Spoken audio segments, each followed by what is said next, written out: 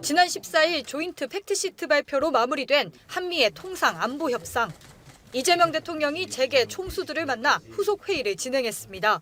이 대통령은 먼저 한미 협상 과정에서 보여준 기업의 헌신에 사의를 표하며 정부와 기업의 공동 대응으로 성과를 냈다고 평가했습니다. 이어 불가피해진 대미 투자 상황을 기회로 만들자고 제안했습니다. 지금까지 정부와 기업이 이렇게 합이 잘 맞아가지고 공동 대응을 한 사례가 없었던 것 같다. 변화된 상황에 신속하게 적응하고 또 그걸 기회로 만들면 우리한테 또 좋은 상황이 도래할 수도 있을 것 같아요. 또 국민이 먹고 사는 문제만큼 중요한 게 없고 경제 문제를 해결하는 천병은 기업이라면서 기업 활동 지원에 총력을 다하겠다고 강조했습니다. 특히 규제에 대해선 기업인들의 목소리를 신속하게 반영하겠다고도 말했습니다. 규제 완화 또는 해제, 철폐 중에서 가능한 거가 어떤 게 있을지를 실질적으로 좀 구체적으로 지적해 주시면 제가 신속하게 정리해 나갈 겁니다. 뭐든지 할 수 있는 건 다 할 테고. 이 대통령은 그러면서도 기업의 국내 투자 확대를 당부했습니다. 특히 지역 균형 발전 문제가 심각하다며 지방의 산업 활성화에 관심을 가져줄 것을 요청했습니다. 회의에 참석한 이재용 삼성전자 회장은 관세 협상 타결로 기업들이 크게 안도하고 있다고 전하며 국내 산업 투자 축소에 대한 우려가 없도록 정부와 더욱 협조하겠다는 뜻을 밝혔습니다. 이번 회의에는 이 회장을 비롯해 최태원 SK회장, 정의선 현대차 회장, 구광모 LG 회장 등이 참석했습니다. 이재명 대통령이 울산 화력발전소 보일러타워 붕괴 사고와 관련해 국민 안전의 최종 책임자로서 진심으로 송구하다는 말씀을 드린다고 밝혔습니다. 이 대통령은 페이스북 글에서 국민 모두의 간절한 바람에도 노동자 7분 모두 차디찬 주검으로 가족의 품에 돌아와 가슴이 미어진다며 이같이 전했습니다.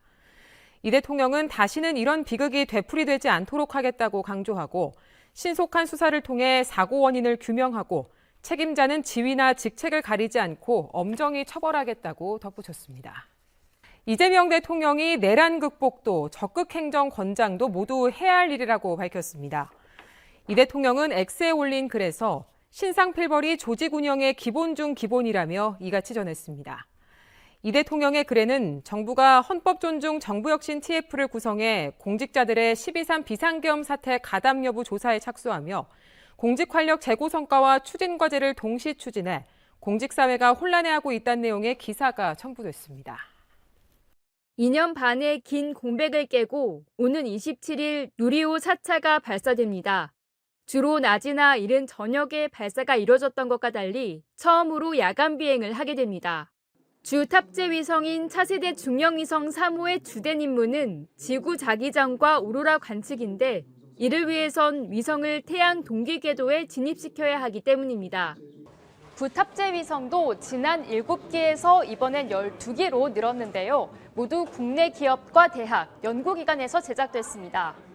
부탑재 위성은 각각 저마다 다른 임무를 가지고 우주로 향합니다. 스페이스 린텍이 제작한 위성은 미세 중력 환경에서 단백질을 균일하게 결정화시켜 면역 항암제를 만드는 연구를 시도합니다. 우리나라 우주의학기술의 자립 기반을 확보할 것으로 주목받고 있습니다. 해양기후 예측을 위한 통신 서비스에도 도전합니다.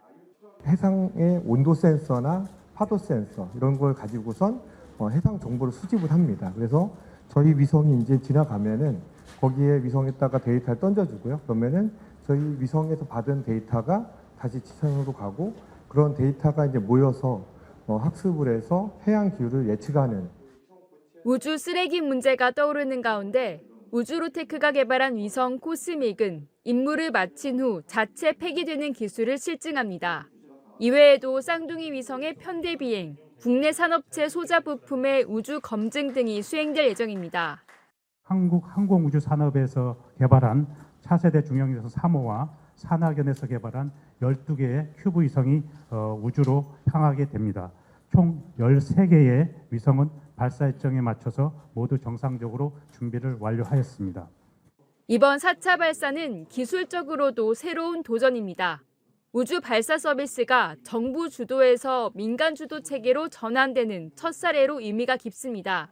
뉴스페이스 시대 국내 우주기업의 기술력과 산업 역량이 한층 도약하는 기회가 될 것으로 기대됩니다. 금융위원회가 자본시장 접근성과 주주권익을 높이기 위한 기업 공시 개선 방안을 발표했습니다.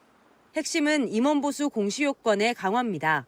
그동안 임원보수 공시가 업무 수행 결과 등을 고려해 결정 같은 포괄적인 표현에 그치며 실제 성과와 보수의 연관성을 확인하기 어려웠습니다.